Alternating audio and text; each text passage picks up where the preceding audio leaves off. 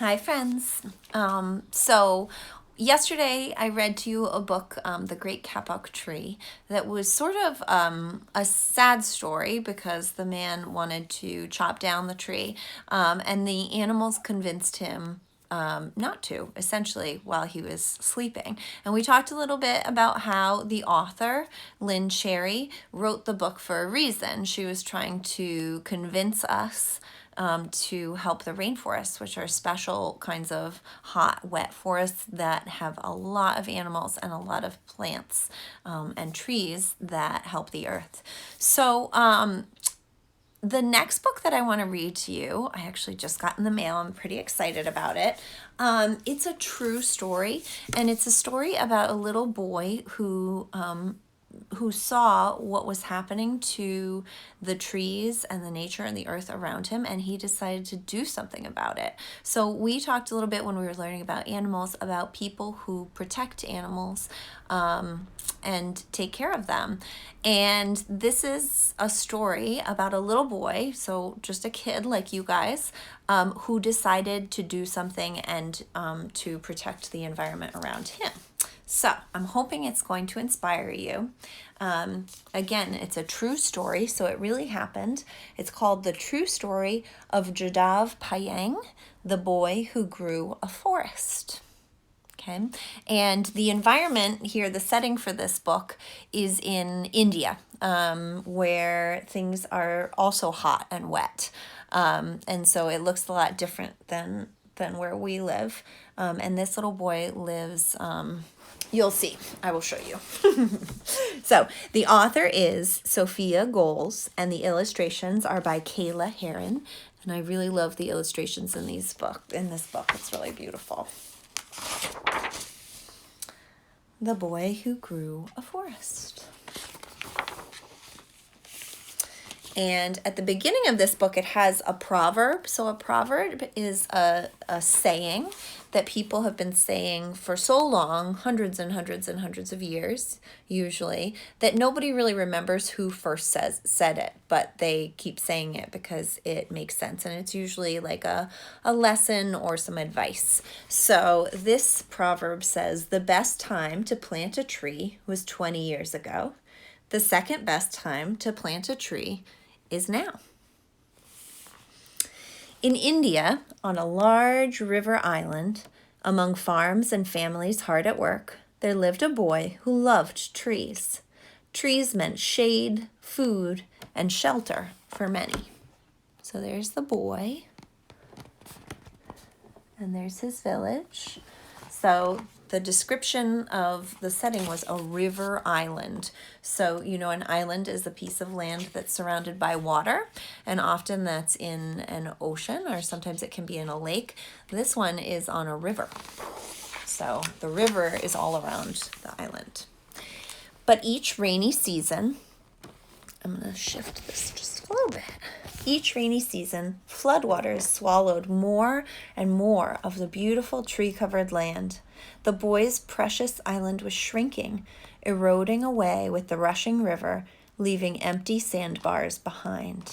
So in India, they have a rainy season, which is a time where it just rains and rains and rains for like weeks and months at a time, and it causes the waters to rise and flood.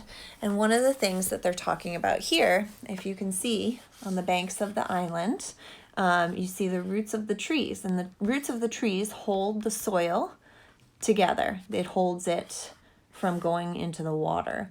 But when the floods come, it erodes that soil. And erosion can happen with water. It can also happen with wind. And water or wind will sort of take the soil and wash it away into the river or an ocean or a body of water like that. The boy witnessed animals stranded on these sandbars, their homes destroyed. He feared that if animals withered without trees, people would too.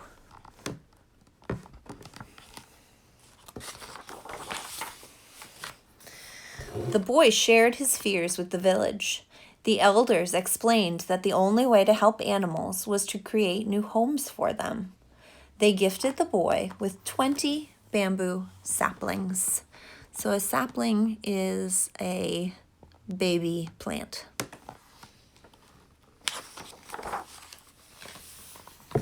Alone, he canoed down the muddy river. He wished he could cover all the land with trees. But a large sandbar nearby was a place to start. The land was too barren for animals, the shores too sandy for leafy trees. Would bamboo grow?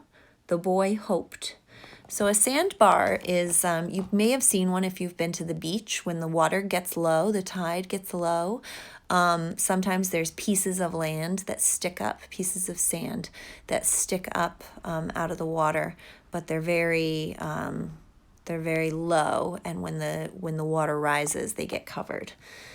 So they said that it was too barren for animals. That means it was too empty. Determined, he began to plant 1 shaft, 2, then 3. Every day he watered the saplings by hand. Sweat trickled down his face and chest. He built a watering system to help and lugged heavy buckets from the river. His arms grew tired, his back sore. Still, each day he tended to the plants, and over time, the bamboo patch grew. So remember how we talked about that fancy word to persevere, which means that even when things are hard, you keep going, you keep trying. So this little boy is really persevering because this is something that's important to him.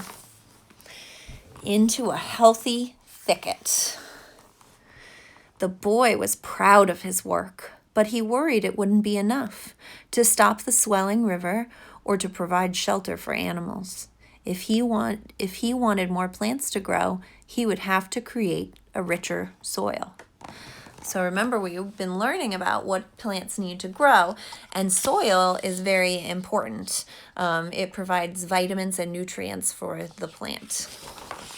So there are ways to help the soil, which we're going to be talking about next week. But let's see what Jadav did. The boy carried cow dung, earthworms, termites, and angry red ants that bit him on the journey to their new home. So cow dung is poop. It's cow poop. And most animal poop is actually very rich in nutrients and vitamins from all the things that they've eaten. They poop a lot of it out, and it helps the plants grow. So even though that sounds gross, that's something people use for fertilizer a lot. You may have smelled it actually in people's gardens. And then the other things, earthworms. Remember we read about how earthworms help keep the soil rich. And termites, those are the insects that eat wood, and they do the same thing. They poop out nice, rich soil. And I didn't know this part, the angry red ants that also help the soil. He brought seeds from neighboring villages, over trails, through brush, down the river. Each day he planted. As years passed and the boy grew, so did a forest. 10 acres, 20 acres, then 40. So there he is. You can see he's a man now. And an acre is a way to measure land. So many, many acres of land means a lot of land. Wildlife returned for the first time in many years. Buffalo, one-horned rhinos, and snakes, gibbons, migratory birds, and elephants. The man's forest teemed with life and diversity. So diversity is a fancy word for meaning lots of different kinds of things. So because all the plants and animals that lived in this forest are different, it was a diverse forest. So if you had a place where everything was the same, that would not be diverse. Not everyone was happy, so look what else has come. Fear swept over the villages when tigers arrived. So this reminds me a little bit of when we were learning about wolves, because tigers are another apex predator. So they are at the top of the food chain. But it also means that they're very important for the ecosystem, for keeping all of the plants and animals in the environment together. So the man solved the problem. He planted more grasses to attract small animals that would keep the tigers happy in the forest.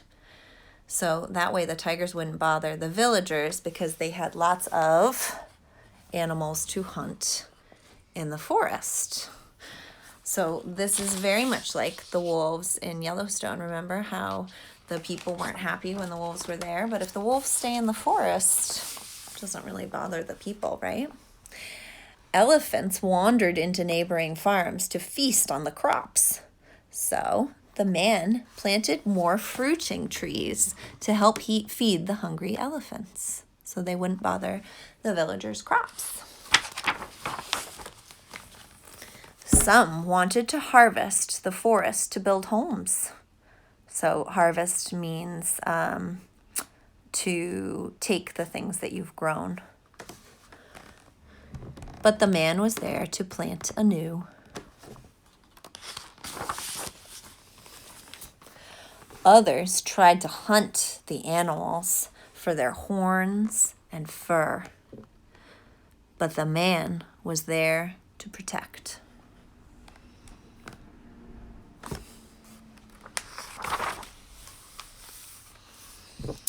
Few thought the forest would last, but the man believed in its strength.